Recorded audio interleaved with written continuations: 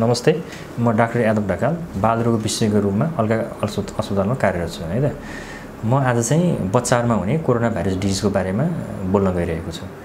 अब ठुलो मान्छे हेरिकन बच्चाहरूमा चाहिँ इन्फेक्सन रेट, कम्प्लिकेसन रेट र मोर्टालिटी चाहिँ कम देखिएको छ है त।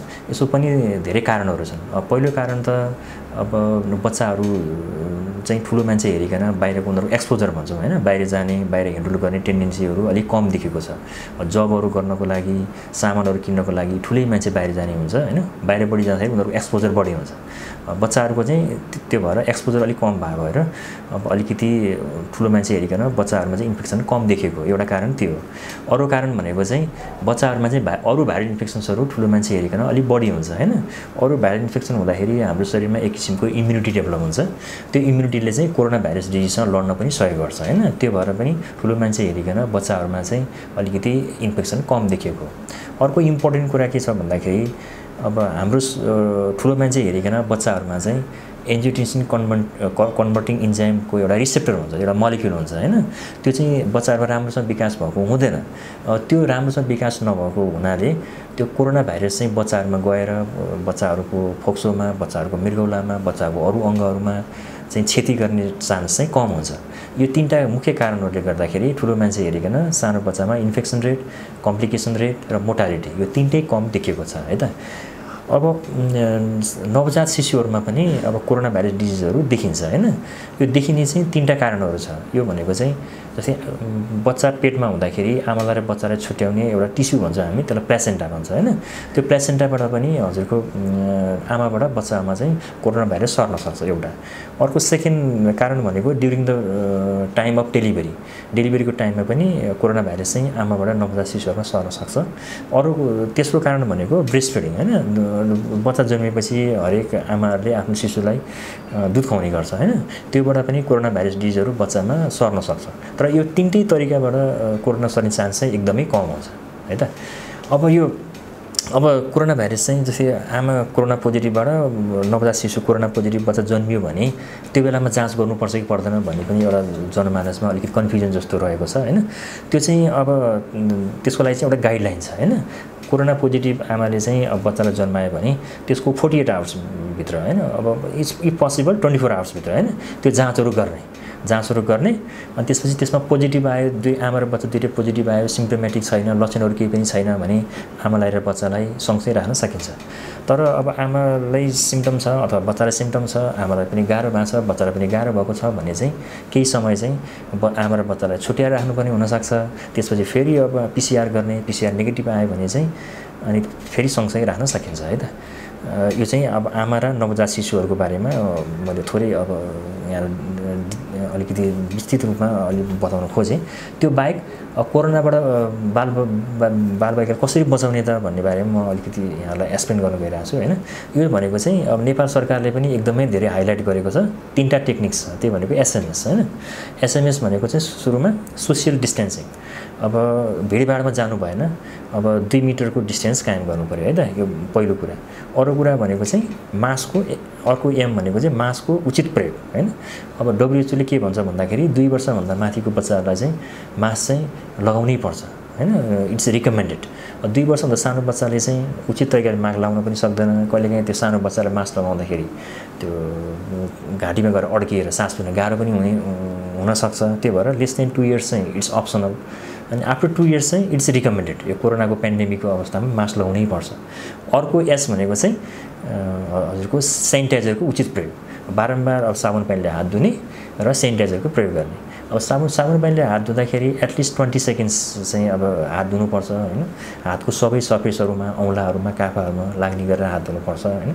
अब सेनिटाइजर युज गर्दा पनि अब त्यसमा हुने अल्कोहलको पर्सेन्टेज चाहिँ एटलिस्ट 70% हुनुपर्छ हैन। अब यति तीनटा कुराहरू एसएमएस भने मैले त्यो भनेको सोसियल डिस्टेन्सिङ, अर्को मास्कको उचित प्रयोग, अर्को चाहिँ सेनिटाइजर।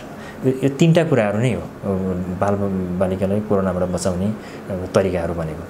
अब अहिलेको अवस्थामा चाहिँ अब ठुलो मान्छे हेरिकन बालबालिकाहरूलाई चाहिँ अलिकति कोरोनाबाट बचाउनको लागि अलिक गाह्रो देखिएको छ हैन। अब थर्ड वेभको कुरा पनि अहिले आइरहेको छ हैन।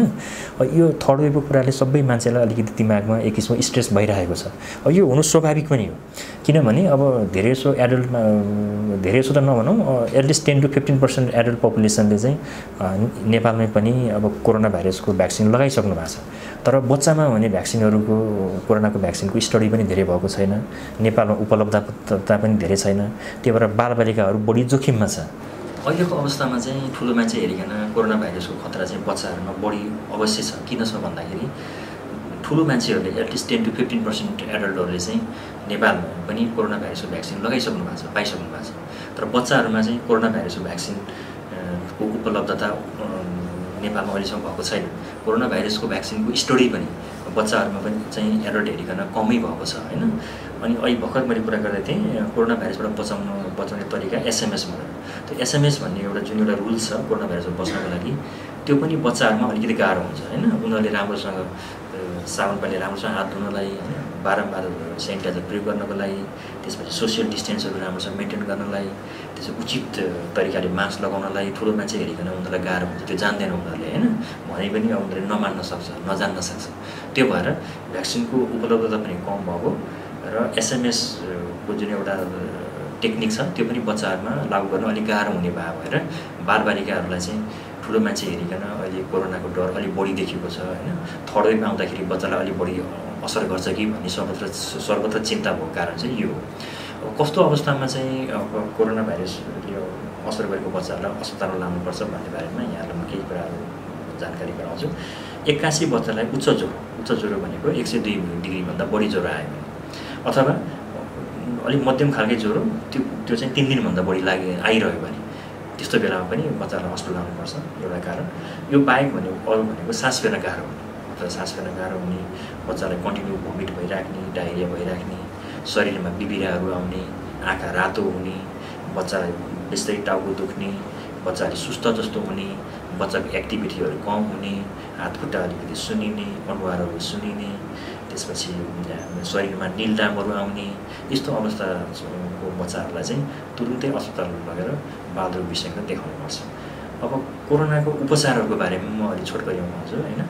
सबै कोरोना लागेको बच्चाहरूलाई अस्पतालमै लगेर भर्ना गरेर राख्नुपर्ने आवश्यकता छैन। सामान्य खालको कोरोनालाई घरमै उपचार गर्न सकिन्छ। अब घरमै गर्ने उपचारहरू भनेको हल्का ज्वरो आएको छ भने प्यारासिटामोलको प्रयोग गर्न सकिन्छ हैन।